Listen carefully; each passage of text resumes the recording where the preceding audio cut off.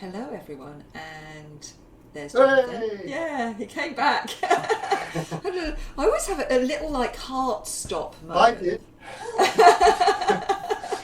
when we go live and the person who I'm talking to often disappears off the screen because obviously it's all down to the strength of the connection.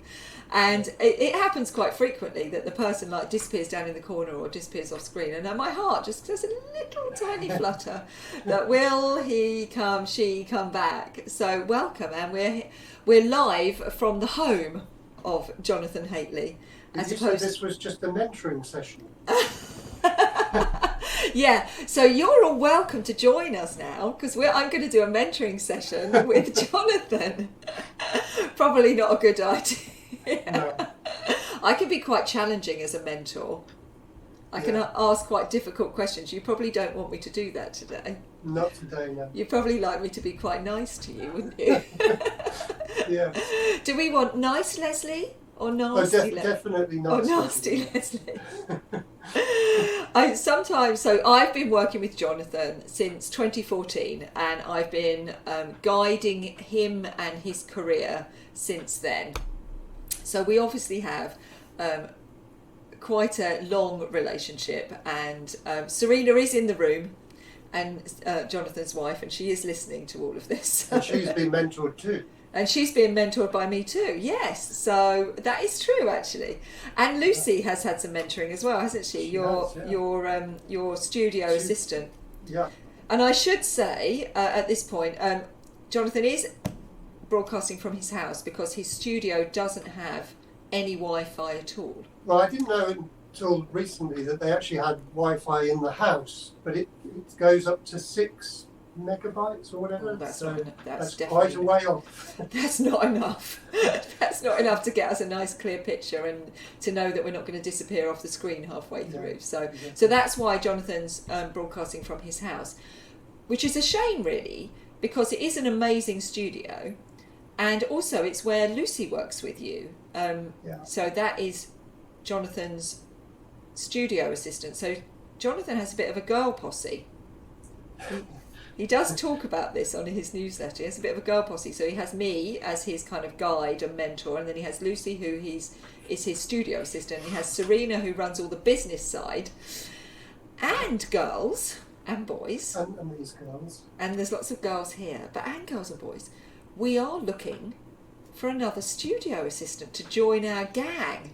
So if anyone's watching and is interested in joining us and helping out in the studio a couple of days a week, it's out. I'll do the advert. Flexible hours. Can fit in around school runs. Needs to be happy to cope in a bit of a... it can be a bit dirty at times because obviously when you're mould making and stuff. Smelly. Bit smelly, but it is in the middle of the most beautiful countryside, Kent countryside, just outside Tunbridge. So if there's anyone watching who thinks they might quite like a job, part-time, flexible hours, then we're looking for, and we will consider boys. You don't have to be part of the girl posse. You can be a boy as well. We're happy to consider anyone who is interested in learning and just getting on board. So there's a bit of an advert if you'd like to join our crew. But yes, so we've got some of the latest sculptures in front of you. But what I'd really like to do, because I know quite a lot about you, but I think everyone else would like to know more about you. So I'm going to hand over the screen to you. This is the bit I don't like. Yeah. And I am going to be exposed. I am going to show you first of all the Jonathan's page in the magazine, so you can see where you can contact him. So hang on a sec while I do that. So there we are. So we're going to put this up on screen first of all. So you're going to go down in the corner with me, Jonathan, momentarily. Okay. So as we always do, Jonathan, like Louisa, was very well behaved and submitted. He's just got a really good mentor who gets him very organised, and a very good office manager who makes sure everything's done. So you can contact Jonathan, as you can see here. There's his email and his website. I'm going to show you that briefly as well. and then he's got Facebook and Instagram. So there's a little bit about Jonathan there. He is a Pure member, has been a Pure member since 2014. And then I'm going to show you, so we just turn this off. So Jonathan, be prepared. We are going to pop back up on the screen briefly. Hello. And then I'm going to just share with you Jonathan's website. So when you arrive on his website, you know you're in the right place. So there you go. So this is Jonathan's brand new website, all singing, all dancing website, with his beautiful logo up here, which represents the imprint, the fingerprint, his fingerprint on everything. So this is his website, and all his beautiful sculptures, as you see. And then latest exhibitions has been a bit of a challenging one, hasn't it? Yes, that's been cancelled on there. Yeah, that's been a challenging page on the website, because obviously there has been, so we've gone to exhibitions there, but exhibiting, here we go, latest exhibitions. As you can see, there's a lot of picture of you there. Oh look, there's me chatting. Look, there's the countryside, and that is actually, the picture on the left is actually a picture in the studio, isn't it? Looking out of the shed. So yeah, a lot of postponed and cancelled, but we do have Surrey Sculpture Society. So if you're yearning to get outside and see some artwork, Surrey Sculpture Society, the Wisley one isn't happening, but the Savile Gardens one is. So that opens next Tuesday. I'm not sure about Fresh. Is Fresh happening? It's supposed to be at the moment, but who knows? That's only next week, so... Hang on, Serena just gave me a look as though that's not right. But Okay. Serena, tell us. Serena? She's not saying anything. Is Fresh on or not? Fresh is on. Fresh is on. There you are. So Fresh is on. So if you're yearning to see some artwork, then you can see Fresh, and that is at Ascot Racecourse. I had to go back there quickly and check out where that was, because they do them in Cheltenham as well, don't they? So hang on, I think is that the one at Cheltenham? Serena? It's the one at Cheltenham that's on. Okay, on the website it says Ascot. It's the Cheltenham one. Okay, so the Cheltenham one. Okay, so the Ascot one in September is cancelled, but the Cheltenham one in November is still on at the moment. Yeah.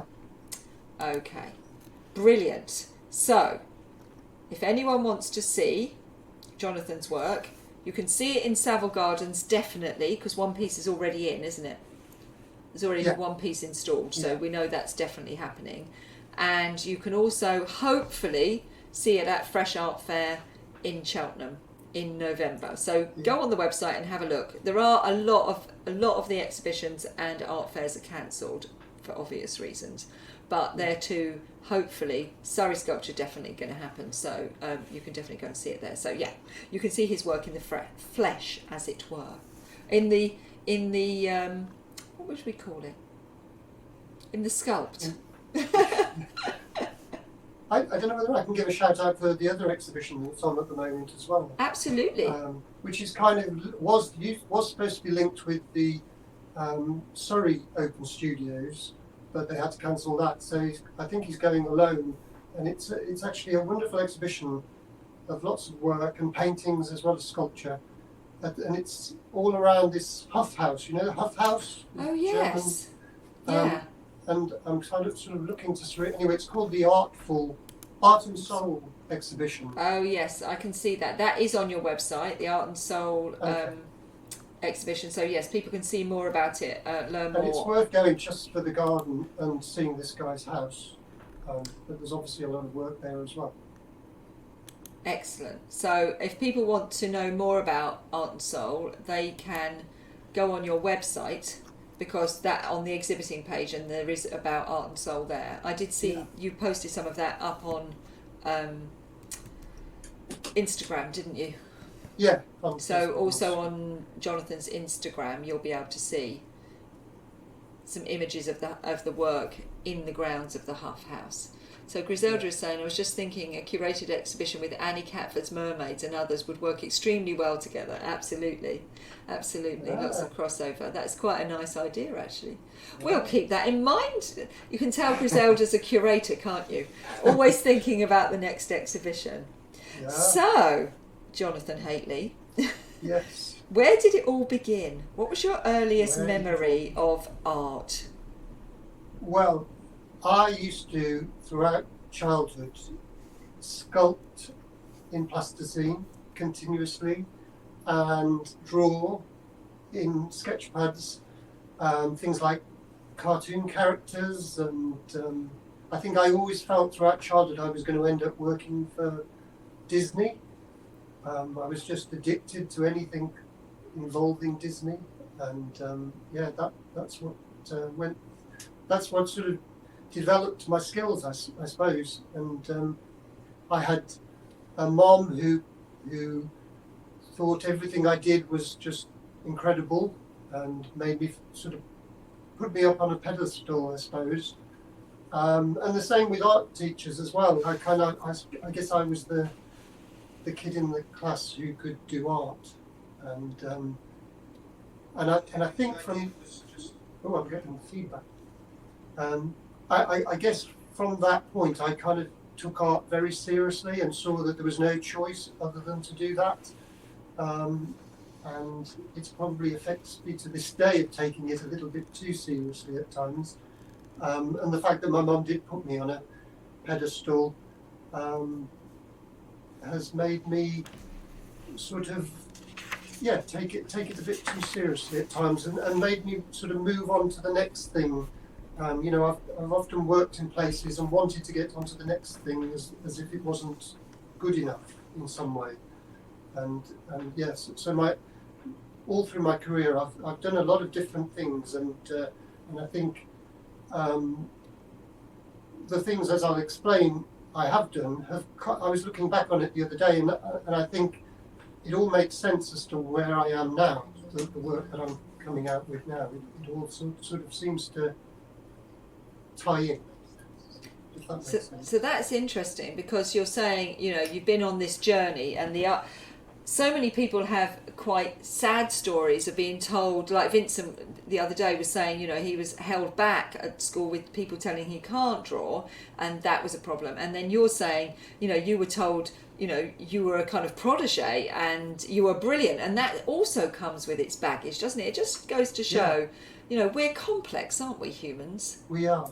Yeah. We're very complex. So you alluded to some of the other things you've done since you obviously left school. Can you show us some of that?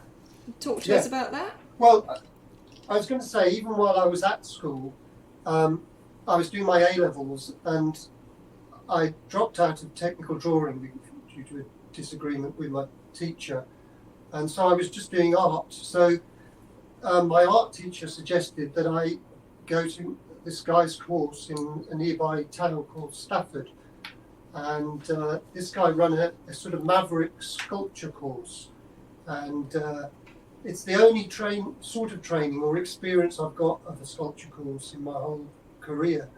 And there's a guy called Stuart Osborne, and I went sort of 1 or 2 days a week throughout the school term while I was in the sixth form, and sort of did life drawing and sculpture.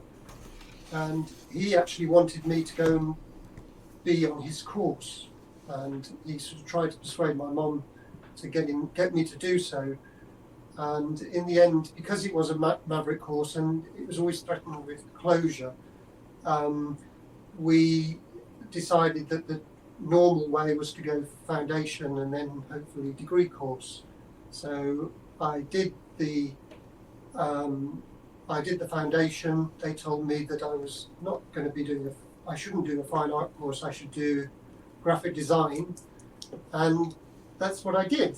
So the sort of work I did on this course, I was doing 2-dimensional illustration and 3-dimensional illustration, things like this. I don't know if you can see that. Yes. Yeah.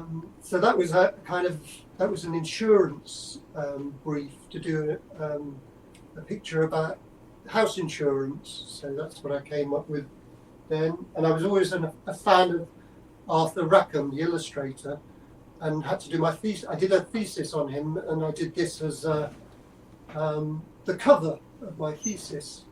So I was doing that sort of thing, and bits of animation on my degree course. So my degree show was a mixture of 3-dimensional and 2-dimensional painting. Things like this. This was in my degree show as well. That one there. That was based on the rhyme of the Ancient Mariner.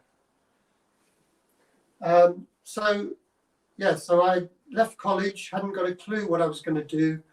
Kind of didn't really want to go to London because I'd got a girlfriend, and it seemed a bit of a scary place to go to. But I did go there. I actually did. I went there one day, and this guy at this model making company asked me to make a diorama to show that it's one of these things they have in museums. And I said I'd go away and do it, and he might give me a job on the strength of it. So I made the diorama, and he did give me a job, and he actually had it made in a cabinet in his office. But this job was not the best in the world, and it was making models for architecture. So my job at this company was actually, I didn't know at the time, was going to be to paint the little figures that go on architectural models, tiny little figures, just paint their little jumpers and trousers and things. And so I was a little bit disappointed. But then one day they came to me and said they'd got this job to make a scale model for Phantom of the Opera, the musical, which was already on in the theatre in London, but they wanted a scale model so that they could put what they'd got around the proscenium in the theatre in London and make sure it fitted in all the theatres all around the world. And this suddenly was like from the sublime to ridiculous. I'd gone from painting little models to doing what I saw as this sort of prestigious job. And so this is the thing that I made, or rather I made the little figures, which I've got here. So I don't know if you can see these. They're little figures made from milliput, things like that. So I was making little female figures back in whatever year it was. And then they got me to make, from these tiny little figures, so that was my first job in London, really, other than painting plastic figures. And then they got me, no, that's not true. They ran out of money, the company, as far as paying, or the company I was working for weren't getting enough money. So they were going to pull the plug on the job, which was a huge disappointment. But one day I was walking out to get a sandwich, and the guy who was commissioning them came up to me and asked me to go and work for him. So I'd been working for £2.50 an hour at this company, and he offered me £3.50 an hour. So I obviously jumped at the chance and went on to work with him. So I finished that Phantom of the Opera with them and did I learned fiberglassing and everything, casting props for all the different countries. And then they got me to do these 2 full-size figures for Aida in Scotland. And now it's not a very nice, it's actually of slave figures. They're called blackamoors, not very politically correct or very nice, really, but they are a sort of historical thing that got made. And that went on to be used in Goldeneye in the casino. So, yeah. So, shall I carry on? Please do. It's fascinating. So, having done that and been working on that for £3.50 an hour, they told me that they couldn't keep me on because they couldn't afford me anymore. I think there was something going on here. I think people were getting me in to do specific jobs and then getting rid of me when they'd used me. But that could be wrong. But that job did help me get work at the English National Opera, where I worked for 4 years and made just about anything. It was a really good time. It was almost like, as much for the work that I did, it was also great for my social life, because I was very close to home when I was at college. And at the ENO, we were right in Covent Garden, and we sort of went to the pub every night and generally got drunk. But at work, I did everything. We, as well as, you had to learn so many different things. Upholstery, I obviously did sculptures, but I even did a full-size grand piano for one show, which had to have the biggest grand piano possible, because a woman had to be inside it before she obviously came out and sang her aria. So you actually made the piano. It was a sculpture, as opposed to getting a piano and just taking the stuff out of the middle of it. No, we built this completely from start to finish. There was me and another guy. There were a few bits that a piano shop gave us, the legs and something else, the fret thing here.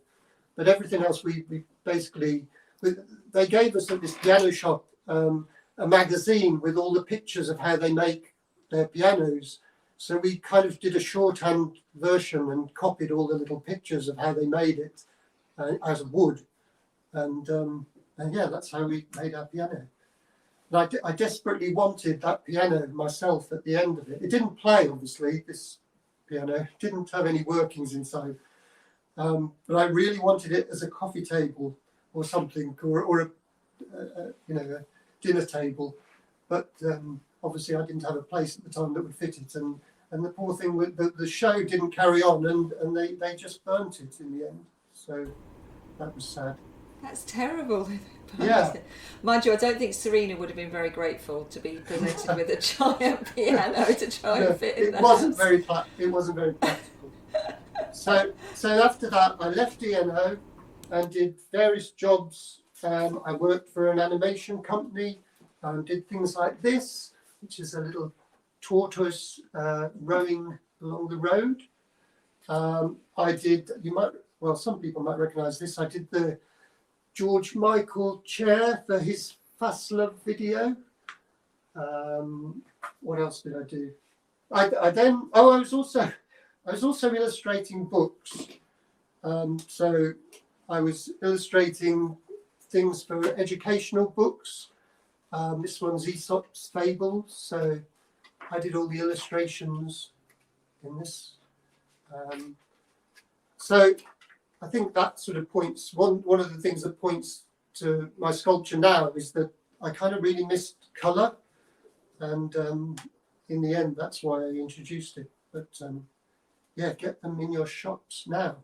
They're my books. Brave Mouse.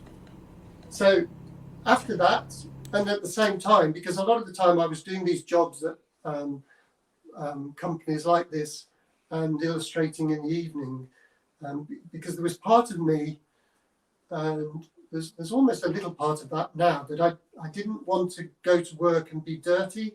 I kind of like the idea of being clean, and illustration kind of looked like a good option for that. And I think all through my career, I was kind of wasn't sure where I was going, but sort of ended up working in some really good places.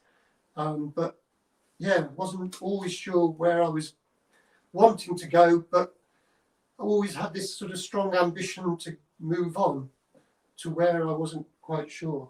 But I did in the end work at a place called Asylum Models and Effects. Some people would say that's where I belong.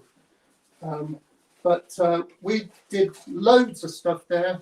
Some things you probably won't know, but things like this, puppets for commercials. So I sculpted those, and then the team of people at Asylum would cast them in foam and put eyes in and all that sort of thing. made a giraffe. I mean, I made hundreds of things, but these are just a few of the things. So that giraffe was used to replace a real giraffe in the actual commercial. So this one, because they couldn't get the giraffe to put his head in the car that it was advertising, so they used the model to go into the back of the car. This one was Bob the Builder stage show.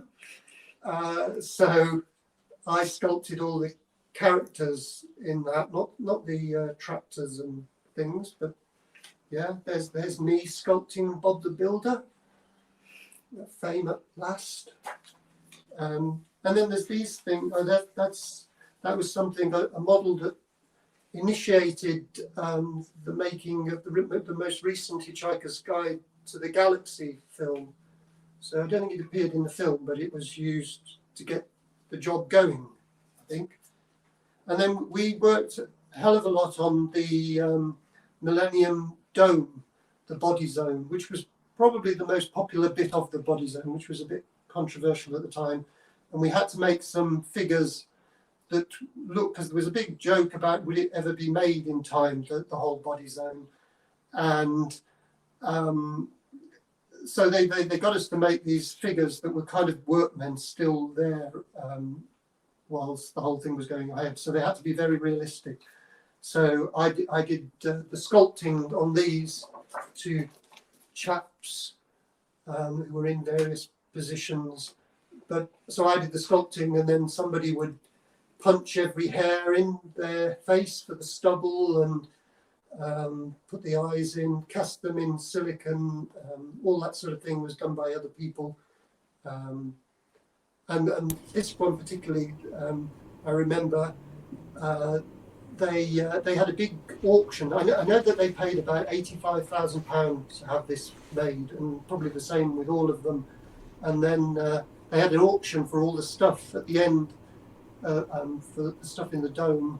And I know that one was sold for 350 quid. Not to the chap who you modelled it on? No, I don't think so. There was various things that sold.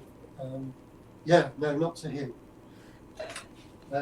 So, as well as that, I've done my own jobs with other people like Dorling Kiddersley.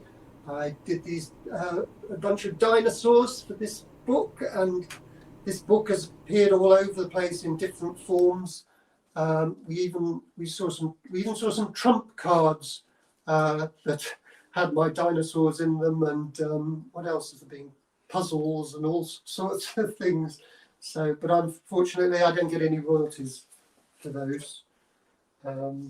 So then, sort of bringing us up almost sort of to the thing I'm doing now, I started to get less and less work at Asylum because the advance of computers was starting to affect how much work I got.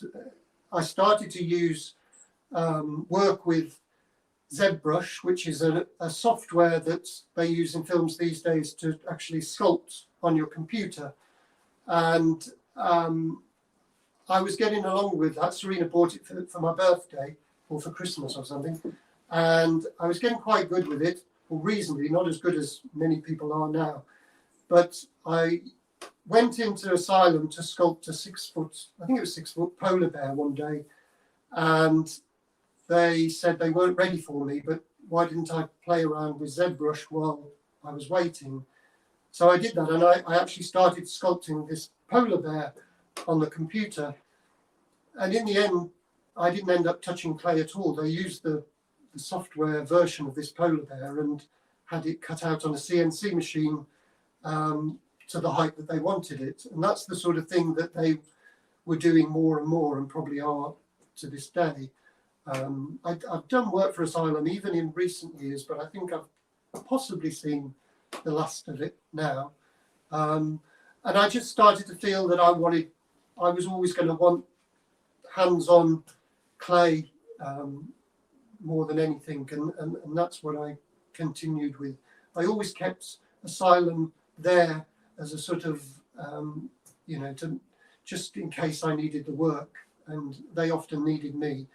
But it was getting to the point where I I wanted to do my own thing, although I didn't really know what that was. I started with doing work that was almost connected with what I did at Asylum, quite detailed work, studies of things, often things that had to really look like something. And the first thing I did, I applied to Open Studios in Kent, and so I did that.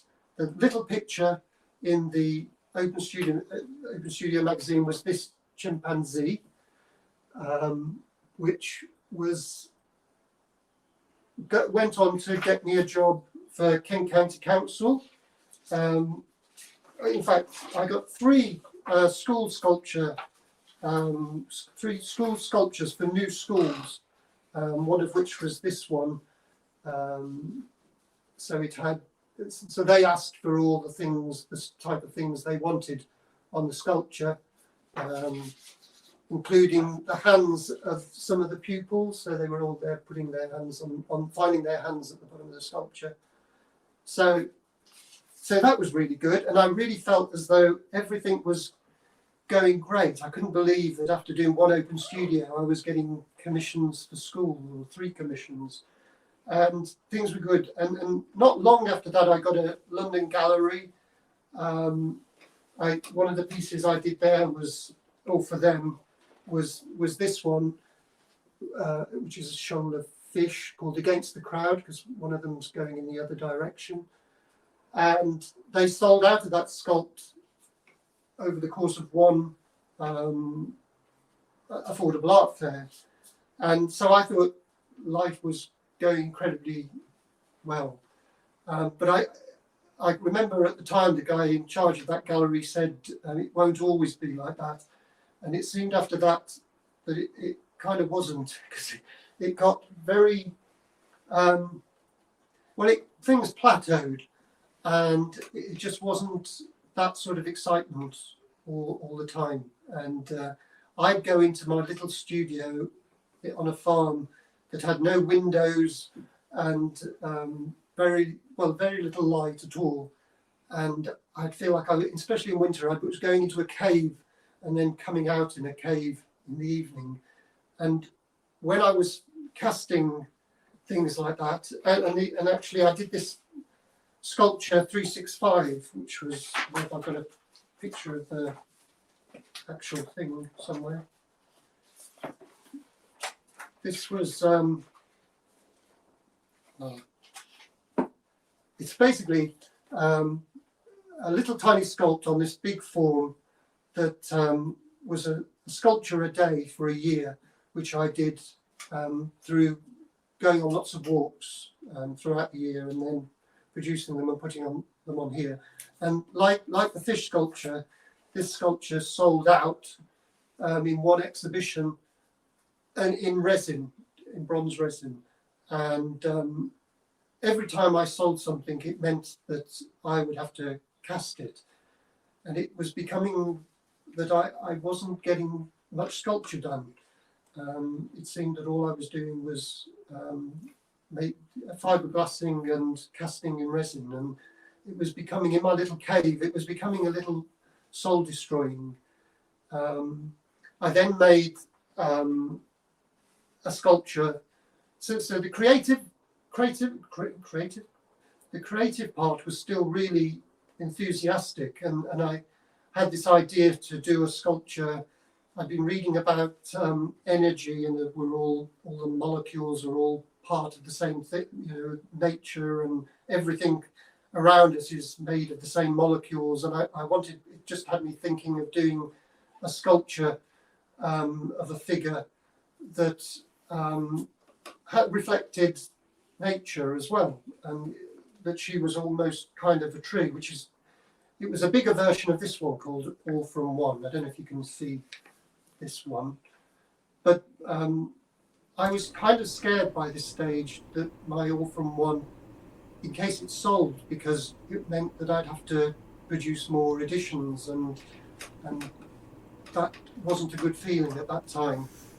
And at that stage, I started seeking anyone that might be able to help, and there didn't seem to be anybody around until I saw something online about this thing called Pure, and that they did mentoring, and I remember going to see this particular lady who said I looked as though I'd got the weight of the world on my shoulders, and yeah, from that point on, when she told me you can't do everything yourself, you're going to have to get somebody in to help you, which seemed like a scary thing to do, especially financially.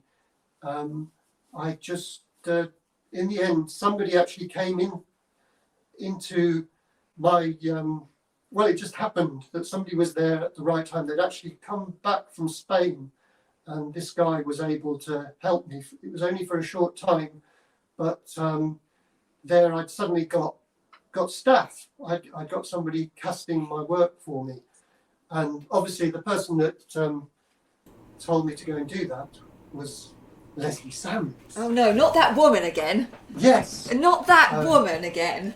She's so annoying. I wish I could meet her. Yeah. I'd like to have a stern word with her. Yeah. So like Louisa yesterday, any advice to anybody out there starting or just in the art world and wanting probably to do better than they are would be to get your number. Oh, she said to get a she said they should get a Leslie. I was like, oh, hang on a minute, we're rare. Well, I just couldn't find anybody at the time, so I don't know if there are any. But I'm maybe sure there you are. need to train people to go out as your little me's. I did say once, didn't I, that I was so busy that actually I needed to clone me. Yeah. But I did clone me slightly in your wife. Yeah, perhaps she'll do it. Because I have obviously been, I think at that first meeting where I said you look like you've got the weight of the world on your shoulders, which at that point you did, we did turn to our right, and because I said, is there no one around who could help you? And we both kind of turned to our right and looked at Serena, and I think Serena suddenly felt the weight of the world arrive on her shoulders at that moment. Yeah, she can cope with it. She's like an oak tree, I think somebody said once. Absolutely. I think as you go along you need support, and there are pivotal moments in everyone's career when someone comes along, and I know that's happened to not just myself, but there have been other moments when other people have come into your life and helped you along that pathway, like Louisa was saying. Some of those people who have inspired you, like Linda Blackstone. Yeah. Well, Linda has just transformed things. I should say before I carry on, in case, well, I'm pretty sure she's watching, that after my brief member of staff left for various reasons, I then got Lucy Edkins to come and work with me, and she has been wonderful. And it was better in that I was able to teach her how to do the things that we do, and to do it in the way that I wanted her to do it. And so she's been brilliant. And what I was leading on to say was, I just remember the day when we were in the workshop, me and Lucy, and Serena sent a text through that Linda Blackstone had been in touch and that she wanted to show me in New York and Hong Kong and all over. And whilst I am a bit doubtful of these things ever happening, it did feel quite real, and that's kind of, it's gone uphill since that moment, and I owe a lot to Linda for that. Yes, and also Sandy. Sandy as well. Yeah, she was showing them in Hampton Court, and that was all the start of it. Those two galleries, and now we've got the Imagine Gallery we're delivering to soon, and of course we've got Wing Gallery. Wonderful. I think Wing Gallery was, because I was working with Gavin quite closely at that time, and I think Wing Gallery was one of the first ones that we got you into, and they've been brilliant, haven't they? Supporting absolutely. You. Yeah. And now Danny, who was had an interview a few days ago, she's the artist in residence there, and I know that they're selling your work regularly. But yeah, I think the first few pieces that we put in there were not this figurative work. It was more of the animals, but actually now they have the figurative work in wing, don't they, as well? Yeah. So, Yeah. as you say, from little acorns, I mean, you've got such an incredible provenance behind you. I don't think anyone can argue with the provenance of where you come from, and that you've done your 10,000 hours to get yourself to, be where you are today. Yeah, You didn't mention John Lewis. No, I did the windows for John Lewis the 1 year. The boxer dog year. I had to sculpt the boxer dog and some badgers and various things. In fact, that was one of the last commercial jobs I think we did in the workshop, which was quite nice to do, actually, just to have a sort of balance away from the arty stuff. Yeah. Yeah, it was good. So you're now working pretty much in this figurative style, which, as we can now see, alludes back to what you were doing in those early days when you were working on Phantom. Yeah, although I hadn't sort of connected that at all. I think I'd avoided the figure for a long time, and yet inside that was the thing I wanted to do. I not only was I a bit scared of it, I also thought at the time that maybe because it's something that has been done for centuries, and that maybe you perhaps shouldn't go near there. And I haven't been classically trained, so I wasn't totally confident to do it.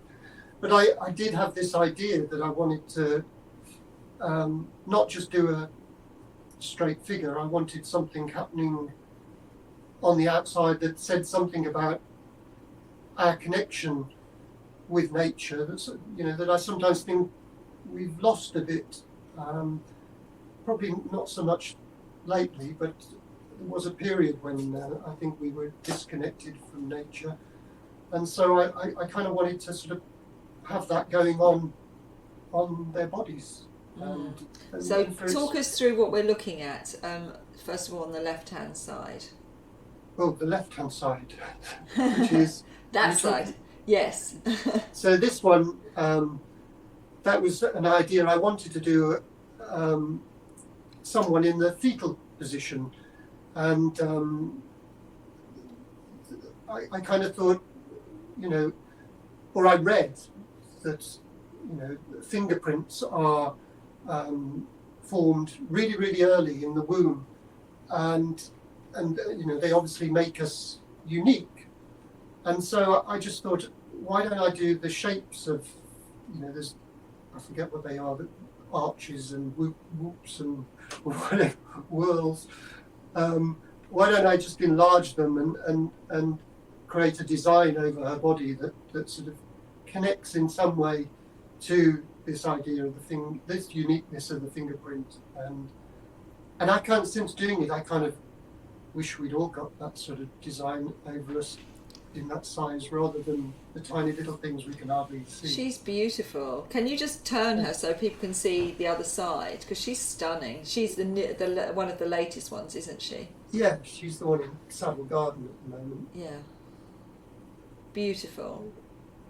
And then on the other side we have Sunset, which is one that you did last year that's just about sold out now, I think, hasn't it? Yeah, it's well, no, it's actually... There aren't any more to be made in resin. There are a few in galleries. Wing have got one, and we're delivering this one to the Imagine Gallery. And Linda's got one. So if we explain that a little bit, talk to us about, or explain to everyone how that works. You've got a resin series and then you've got a bronze series. Yeah, and that was actually another reason, besides missing colour. I kind of started to get a bit... I wasn't totally happy with the idea of doing bronze resins, which is basically when you paint into the mould, a bronze powder mixed with the resin, and the bronze goes to the surface, and from that point you can kind of make it look like a bronze. But part of me wanted to do something different to just this. I mean, you would go around exhibitions, and because bronze is incredibly expensive, there would be a whole exhibition full of different sculptors' work that all looked like bronzes, but they actually weren't. So I just wanted to do something different, and the idea of bringing colour into it just pleased me from all different. It just gives me something else to do with the sculpture. It creates a lot of problems now as well, and hence the need for an assistant, because if you sell out of an edition of resins of 12 editions, you've then got to paint them all, and that's can take up to about 2 weeks of painting. So, and that's just one sculpture, and then there's the edition of 9 bronzes. So that's a lot of painting and for one piece. And so if you've got a number of them doing well, then it creates even more time not sculpting, which is what we originally talked about when it came to casting. So yeah, the need for help with painting or general help will be great as far as that's concerned. Anyone listening? See adverts appearing in a social media platform near you very soon. Yeah, absolutely. So the one in front of you is the lockdown sculpture. So do you want to bring? He's been nestling his hand. Poking his face in my face. Or He his hand has. in my face. Yeah. He has. So this one's the one that you've been working on during lockdown. Tell us about that. Yeah, so this one, on the eve of lockdown, my wife, Serena, said to me, I don't think you're going to be able to go to the studio. You're going to have to bring some stuff home. So I quickly chucked a load of stuff together and brought it all home, set up in, well, first of all, I set up in here, but it became too hot in here, this is the sunroom. And then I moved to the summer house at the bottom of the garden. And where I started, I think it was through having a conversation with you, actually, Leslie, that this one came about. Not me again. I think we said it would be good to have something going on that you could connect with people out there, and that's basically how the idea came about. That I just had this idea to create a figure who would have the thoughts on what encapsulated lockdown for people, whether it was jigsaws, as it says here, or loo rolls, as I know it says back here, or the other things like somebody said, love and lost. So there's obviously some serious things, but there's also quite a lot of light-hearted stuff. That's what I love about it. It is such. People were sending in words, suggestions, weren't they, of words to go. It was a real community piece. Your kind of like social media community kind of helped create this, didn't it? It was definitely really brought everyone together because they felt they were adding to something. And this piece is going to be shown in Savile Gardens, isn't it? Yes. Yeah. I can see freedom is the word I can see on this. See, I can't see anything on that side. Yes, freedom does and discovery. COVID-19. As if we haven't heard enough about that. Oh, don't say that again. Sculpture. And the colour, so why did you choose that colour? The colour was really, really difficult. But I think in the end I knew it had to be light because all of these words had to show up. And I seem to be in a period of using what I call transience grey, because transience has got this colour too. And so similarly as imprinted. But I did try various colours and they didn't work. And I don't know, I think this works, I'm not totally sure, but this is how it became anyway. I think, as we always say, you're the artist. If it works for you, then that is the answer. Yeah. And so he'll be going into Savile Gardens next week. So anyone who wants to see that piece, and it's available for sale directly through yourself, and also through various online. So you also sell online, don't you? So you've got Single Art. You sell online. I sell through Single Art. Single Art is another one that is, and certainly in this year, when there haven't been any exhibitions, Single Art have been amazing. We've got bronzes going to Austria, Germany. Just great. And my past experience of online portals haven't been to be that enthusiastic about them in the end, but this has proved everything against that. And I think this piece is on Single Art as well. Yeah, I think they have a place, don't they? It's in that balance of everything. It's you've got selling directly, you've got selling through galleries. Of course, once you have a gallery network, there becomes the politics around galleries and making sure that they're very precious to you. Yes. So I know that you're very, very careful, making sure we always have to understand where the client came from, and making sure that if it came through a gallery, even if they come directly, that the commission is paid back to the gallery, because artists need galleries as much as galleries need artists. Yeah, and the first thing you have, if you get somebody emails you straight to Serena, or Serena has to do this, if she gets somebody and they're interested in the piece, the first thing you ask is where you've seen it, and if it's from Single Art or somewhere else, they get directed there, because it saves Serena a whole load of trouble as well. They earn their money, don't they? They definitely earn their money.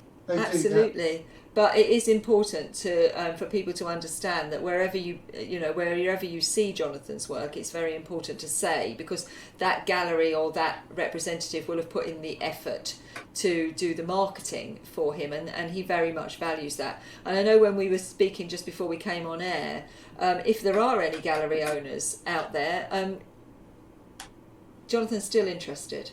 He would still be interested to hear from you. Different countries. Be great to be in America or in Europe, wouldn't it? It'd be wonderful. Yeah, even in London. Yeah, oh, absolutely. Because a lot of your galleries are outside of London, aren't they?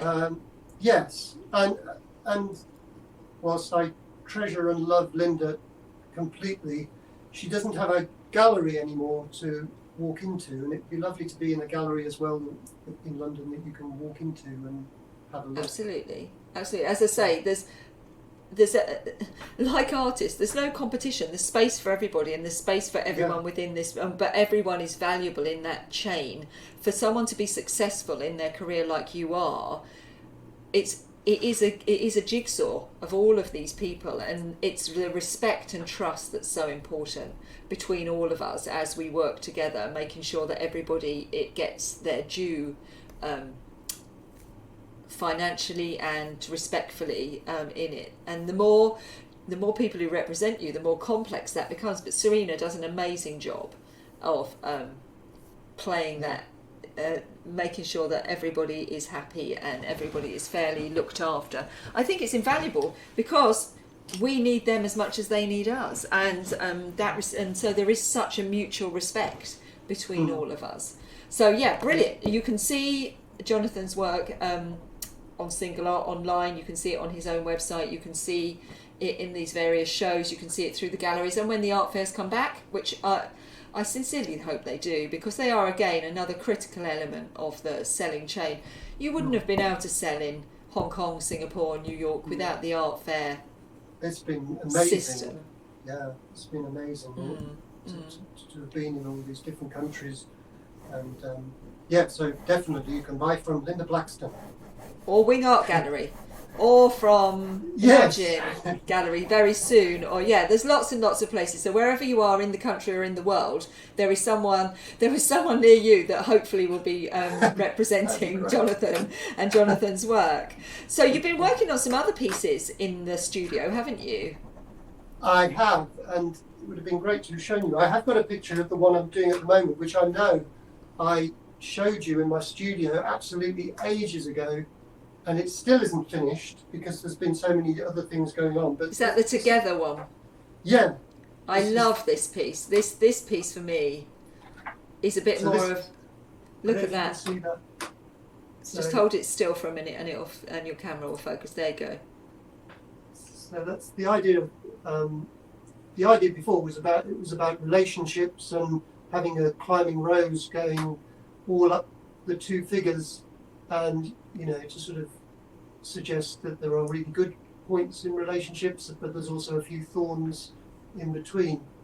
But I also started to see during lockdown that it was sort of like togetherness, because they're together, and we kind of need that.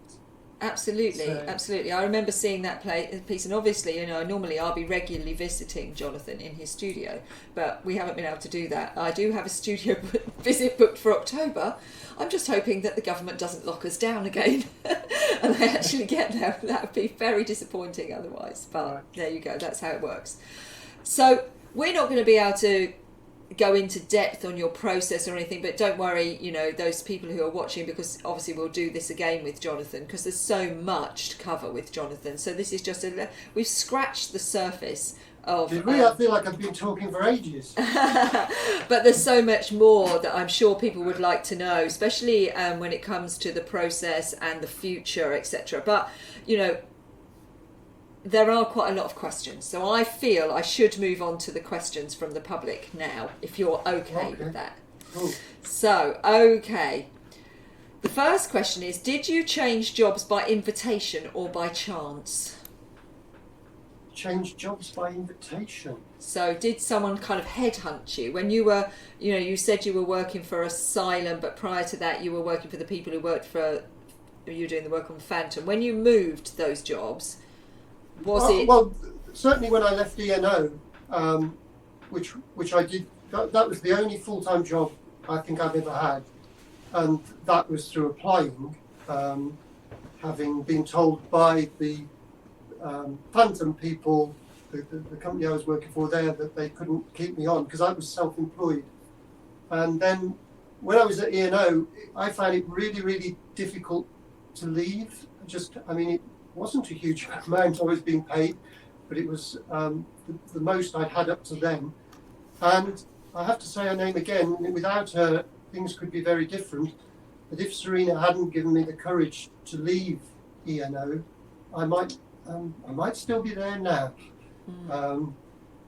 But jobs going forward, it was basically all the time, even 20 odd years I was at Asylum making models and sculptures for them, but all that time I was self-employed, so I could go and do whatever I want. I'd go to Pinewood, Shepperton, do illustrate books.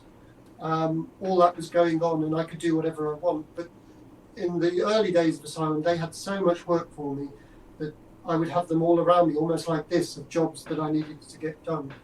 Until it started. So that's interesting. Like you say, you are actually freelance. So I think that probably answers that question. Is actually, and that's quite normal in the art world. Is that we all work freelance, and you take a contract, and it just you're as good as how much work comes in, really. So, but you were headhunted by the people when you came out of Phantom. When you came out of Phantom to go to Asylum, weren't you? Because that you said that guy saw you in the street. Oh no, that was when I was at the model making company, the first one, and I went for my sandwiches, and he approached me to go and work for them. So it's always worth going and getting lunch. Yes, you never know what's going to happen. You never know who might approach you while you're getting lunch. Okay, so you create a beautiful human form, Jonathan. Do you use models? And that's from Nadine. I knew that was going to come. I use whatever it will take to get the image that I want to create. I do a drawing of my own first, and to sort of put in place the idea, but I don't want to go too far with the drawing because I want to leave it all for the sculpture. So they're always very scrappy drawings.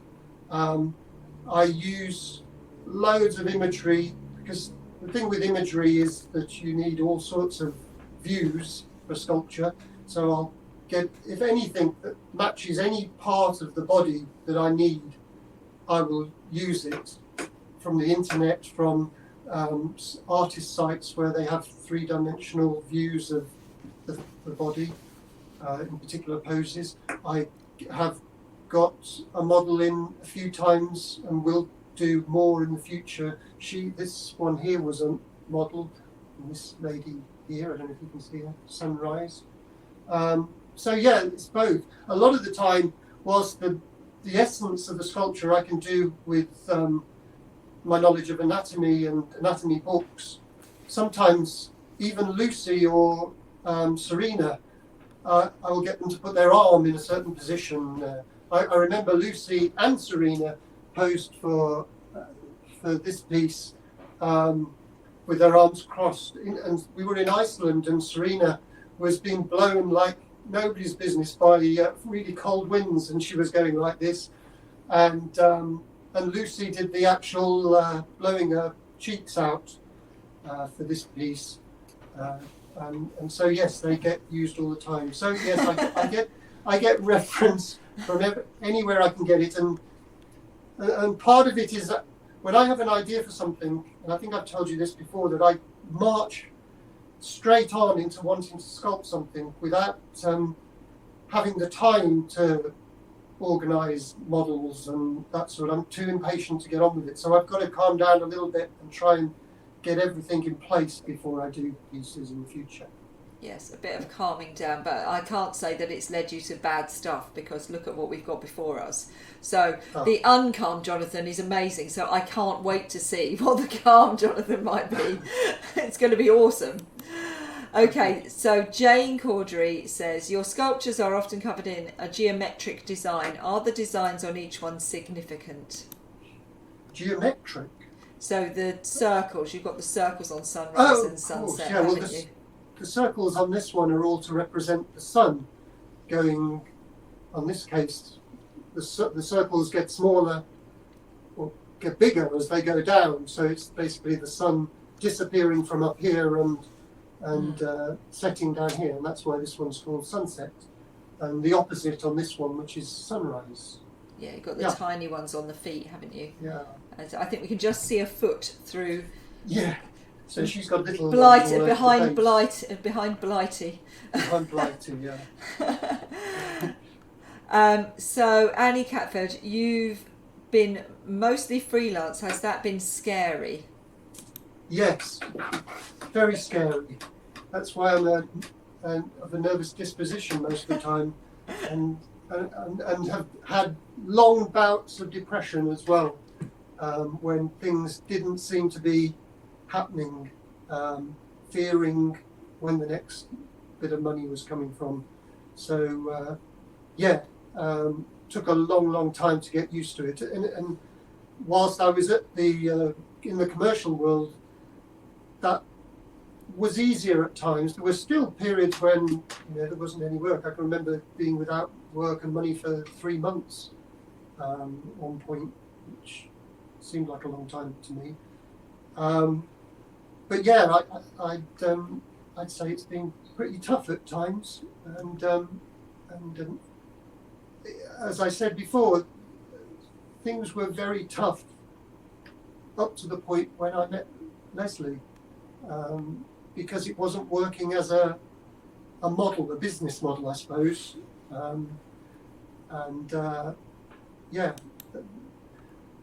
fortunately, I, again, not wanting to keep going on about her, but she does keep smiling at me from behind the camera. She was in a very, very good job in London, so we could keep things ticking over pretty well, and I'd be doing my thing. That did become more difficult when she was made redundant, and since then, setting up her own little admin business, she's been able to have the time to apply to managing me as well, and that's how that happened. And fortunately, my upward curve has coincided with Serena being self-employed as well, and she's going great guns as well. So she is. She's doing amazingly. Yeah.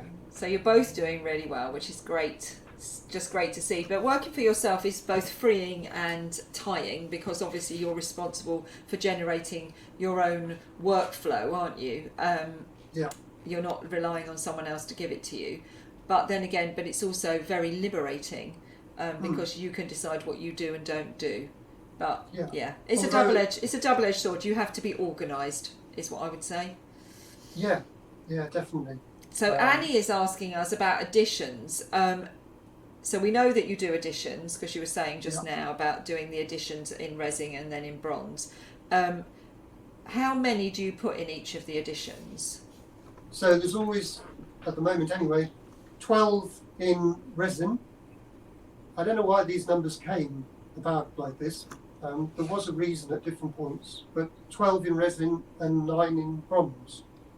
I think we looked at the way we came to the decision of how many was to look at what is the industry recognised acceptable level, and also thinking about financially how many you'd have to sell to make it financially viable, and if you did less, obviously the price for each one would be significantly higher. And when you're looking at an artist's career, there is an optimum amount of money an artist can charge at any point in their particular career trajectory. So when you're starting out, you don't want to be doing 2 or 3 in addition, because you're going to have to be charging a significant amount of money for those. Whereas if you chose 12 or 9 or whatever, then you can make them at a relative price that it gives you a good starting benchmark to grow your career from. So I think that's how you decide.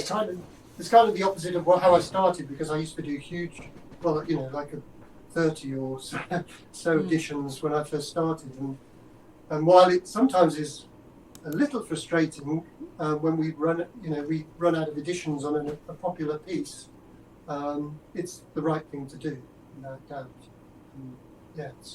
It's worked out. Griselda's asking us about the process and the casting, etc. And I think what we've decided is that we'll talk about the actual process of making on a separate interview, because that could take us an hour to go through the actual process of how Jonathan actually makes his work. So hopefully you can bear with us, Griselda, and we'll come back and do another interview at another time when we talk just solely about the process of where the inspiration comes from, and then how it goes through the process of being made, and the modelling, etc. itself. And we'll also talk about the finishing at that point as well. Cool. So sorry. We will come back to that. It's just that obviously I am aware that's a massive subject area, and we kind of decided. It is. And even for bronze, I don't actually know it completely. I just, from my mould. Exactly. It goes on to a whole different thing. Yeah, there's a whole nother story about that. So I think it would be wise, if we enter into that, we'll be here still tomorrow when I'm meant to be interviewing somebody else. So we're going to leave that one for now. Yasidi says, your work seems to be a cross between Rackham's illustrations and Giacometti. Which artists have influenced your practice? Wow. Arthur Rackham and Giacometti. Yes. No, they had that. I went to see the Giacometti exhibition not so long ago, and I always loved Arthur Rackham. I don't know if my sculptures are particularly Giacometti-ish, but I think they're very figurative, aren't they? And but he's not. These are often stick figures, aren't they? And however, they hold the space, and I think your work, if you think about it more strategically, your work holds its space, and so does his. Yeah, I mean, I love his work, and his drawings, and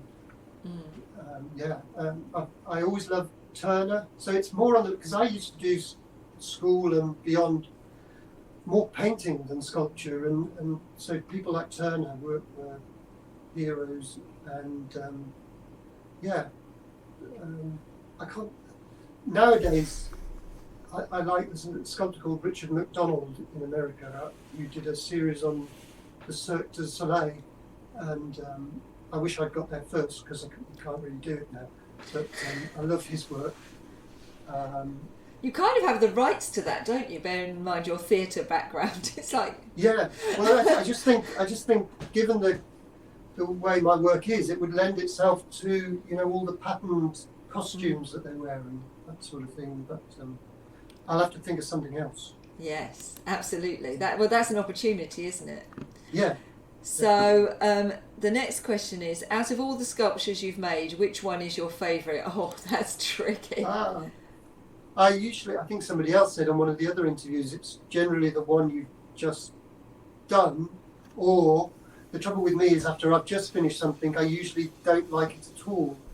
I remember, I don't know if you can see Releasing in the background here, this one, the Autumn Leaves piece. I finished that, put it in the garden to photograph, and immediately hated it. And I think it's because I'm on top of these sculptures so much, staring. In fact, my eyes are suffering as a result. I leave the studio and everything seems blurred at times until I sort of adjust. So I'm right on top of it, and then suddenly I'm presented with it. I mean, I do step back quite a lot, but sometimes it just feels like it's the first time I've properly looked at it as a finished piece. And then we put it online, I don't know what year it was, and it ended up with about over 2,000 likes and 700 shares or something, and suddenly I liked it again. And for that reason, I kind of always had a soft spot for Releasing, because it did do so well online, and it's done so well. And I've had so many private messages about it, about what it meant to people. In fact, somebody bought it who'd retired the day before she saw it, and she just felt like it really spoke to her, and as though she'd let all the sort of baggage herself go. And she bought. She was in Germany, and she's now living in Canada or America, I think, and she bought Releasing. So Releasing is a well-travelled lady. She is, yeah. Yeah. So yeah, I'd say she's one of my favourites, and possibly Transients as well, who's done quite. Well, Nadine was asking that question, and Nadine absolutely adores Transients. She did the meditation for Transients, didn't she? So she's also asking, what does the posture of contemplation in lockdown represent? Doesn't really represent anything. I don't know if you remember, Leslie, that I actually did a sculpture, and he was just going to stand still with his arms stretched out, social distancing. And I started that sculpture and felt that he wasn't doing enough, although I quite liked the idea of him just standing there with his arms stretched out, and so it was just about social distancing. I felt that with my work, it's always doing something, and I felt uncomfortable to leave. Maybe it's something I've got to do again in another piece and have somebody doing nothing, but it just felt difficult. And so this piece, Contemplations, I wanted him sort of in a really awkward position that somebody would find very difficult, if at all able to get into, and at the same so wanting to get out of that awkward position, but at the same time social distancing. So that's what he's about. Yeah, there is a tension in your work, and they're always in going into something or coming out of something. So when you were talking about it, you talked yourself into what you were doing. I was just merely listening. Yeah, you often don't answer my emails when I ask about it. No, when you send me, when you ring me and say, the colour's not right, Leslie, tell me what to do. And I just say, you're the artist, what do you think you should do? Exactly, yeah. And then you hate me, but that's it's you are the artist, and Yes. and the work is yours. And I think that's the thing with artists. There is a lot of it is a mental struggle, and you just need someone there to hold the space for you for a while you come through the mental struggle of it. Hopefully that's what I do. Yes. So, thank you. Annie says, do you approach galleries or wait to be approached? Another thing that came from Leslie in prior to meeting Leslie, I always sent lots of, in the old days, laser copies of sculptures to various galleries, and I actually did get my London gallery showed in Russell many years ago through doing that. In fact, they were the one gallery I thought wouldn't want me, but they did, and that went well for a time. But since meeting Leslie, the thing is not to, I hope I'm not saying the wrong thing, but not to apply to galleries and do the things that you can do where you're seen, possibly seen by other galleries, but not actually approach them because they get so many people asking them to look or sending them stuff, and really they've probably got their own minds as to what they want and what they like. Yes, what we generally do, in most galleries, if you want to submit, have some sort of submission process, and you can go online and you can see what that is. But having been on the other side, my feelings towards this are very much that you do the open shows, and this works. I mean, this has worked for all of the artists that I work with, is that we do the open shows and we get visible. So you get visible online, you get visible on in opens, you get visible at the big shows in London, at the various other self-represented shows, and the galleries come to you. And that's absolutely what's happened with Jonathan, is that whenever we do something that gets him visible, whether that's digitally or whether it's in a show in London, self-represented or submitted for one of the big societies and his work shown, you always get several galleries contacting saying, I'd like to represent you. So yeah, that is the way. As an example, my Linda Blackstone found me by seeing a flyer of my sculpture, All From One, that was advertising an exhibition that I think it was Sandy's gallery was showing at, and she saw the flyer and she actually wanted All From One at La Parda, but we hadn't got a bronze one at the time. But yeah, that's how that started. The other way is peer-to-peer. So, very much one artist is in a gallery, and then within the tribe of artists that you know and you circle with, the gallerist will say, oh, I'm looking for a sculptor. And then they'll say, oh, well, I know 2 or 3, or I know Jonathan Hateley, here's some of his work. And then the gallerist will approach that way. So that is generally 99% of the time how artists get into galleries. It's either because the gallerist has seen them at an open or an exhibition, or seen an advert in a magazine or whatever, or peer-to-peer. Yeah. That is generally how it works. And those relationships have more stability as well. There's more emotion involved in them, and so therefore they tend to be more sticky, is how I would describe them. Yeah. So most of the galleries that you're in, you've been in forever, and probably will be in forever. Hope so. So hopefully that explains that. The next question is from Griselda. Do you keep one artist's cast of each piece for your archives and possible retrospective? So, do you want me to answer that? Well, I definitely keep one for myself, or potentially one for myself, of everything. But I haven't at the moment. I've got a few pieces that are mine. But we also, you can carry on. Yeah, this is something that Jonathan and I had a long conversation about when we were talking about all of the, how many numbers in the series. And I said, you must always have an artist copy, because you need the artist copy, and that's your pension fund. So you either sell them when you're old and grey and you need the money and you're not making work anymore, or you keep them for a retrospective and then they sell. But that's your that's your pension fund, really.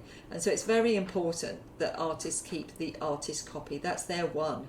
And it's something that's come across from my experience with printmakers, is that printmakers have their percentage of artist copies, and that's their, they have them. Often it's the first couple that when they're testing the colour, and the inks as they're going through the plate. And I think it's a really important aspect of looking after yourself, because you have to be selfish sometimes and look after yourself. And having this bank of work there, although I have to say at the moment I've got one of the artist copies. Shh. No, you've got the bronze transients, haven't you? No, I've got the artist. Yes. I've got the artist copy of All from One. Don't tell anyone. No one needs to know. So that's the situation as you were hoping for, that I'd actually forgotten about that stuff. Yes, so, that's what I'm working on. I will not be mentioning it again. I don't know what you're talking about. What are you talking about? So yes, Griselda, yes, he does do now have the artist copies, and they are being kept essentially for a later date, for whatever that reason might be. Vincent, I remember doing life drawing with you at Cranbrook. Do you use those drawings for reference? Not really, no. I used it. It was all great experience doing it at the time, and I actually wish there was somewhere more local I could do it now, because it's a great help. But no, I don't get them out specifically for the sculptures. And the final question, this one has been a long one this evening. Well done to all those who have stuck with us. Do you watch ballet, particularly male dancers, wonderful poses of the bodies that in your sculpture? I don't. I actually used to, when I was working for the English National Opera, in the closed season of the opera, I used to go and watch them, the ballet. We used to get the Bolshoi Ballet and the Kirov Ballet come. It was a great time, my time at the English National Opera. So I even used to go and have lunch with the Bolshoi Ballet at times. So I've certainly met them and experienced them dancing. And so it stayed with me, that's for sure. But I would love to be able to go and work with people like that now to help with, a flow of sculptures. So if anyone's listening, yes, please, to working in the ballet. This has been awesome, and it's been a privilege to listen to you talk about your history of how you got here today. As we've touched on, we could be talking for hours and hours. So I think, don't worry, people. We will come back and do session 2 and session 3 about the process, and then all the other questions. I've got hundreds of questions still, and as we've said, I've been working with you now for about 6 years, but I've still got lots of questions that I would love answered. But I think after an hour and a half. Is it that long? You're going to lose your voice very soon. So. I can't believe it's that long, but it's a good job we brought this light, else we'd be in darkness now. Well, you've been so amazing, and thank you so much for sharing so generously and being so honest. I think the way your career, to be part of it, has been an absolute honour for me. And one of the big things in my life, like Louisa and Vincent and Hildegard, I feel so honoured to be part of that journey. You are such a talented man, and I know that we've still got a long way to go, and that's the most exciting thing, is that there's plenty more to go yet. So I can't wait to see where we go. Thank you, Leslie. But I want to thank you from the bottom of my heart how much you've helped me. It's been amazing, and well, as I say, it's a privilege. It's a privilege and an honour, and I've really enjoyed this chat. And we're going to end it now before we all start crying. You're going to have your dinner. I'm meant to be going out to Hastings to have tapas tonight. So fortunately, I think as I say, it's been absolutely wonderful for you to share that, and I think it's wonderful to have that actually recorded now, because that's going to be so important for people as we go more online. People can now access that, and they can see the provenance of where you've come from. We can now see, you said you had lunch with the Bolshoi Ballet. You can see where some of this, the inferences and the inspiration come from, and the phantom of the opera, etc. So no, I think it's absolutely invaluable for people, and wonderful for you that you've been so generous in sharing. Oh, thank you. And thank you, Serena, for staying behind the camera and being quiet. Serena and I aren't good at quiet. Bye, Serena. See you She's smiling. Good. and giggling, I can hear her. Yeah. So yeah, see you all very soon, and I will see everyone back here tomorrow when we've got Brenda Hartill and we've got David Solomita from San Francisco. So I'm hoping that he's okay, because obviously the fires and the smoke have been quite bad out there. So yeah, and so that's a printmaker and a photographer tomorrow. So yeah, brilliant. Looking forward to it, and I will see you all very soon. But thank you very much, Jonathan. Thank you, Leslie. Thank you. Thank you, Bye. everyone. Bye.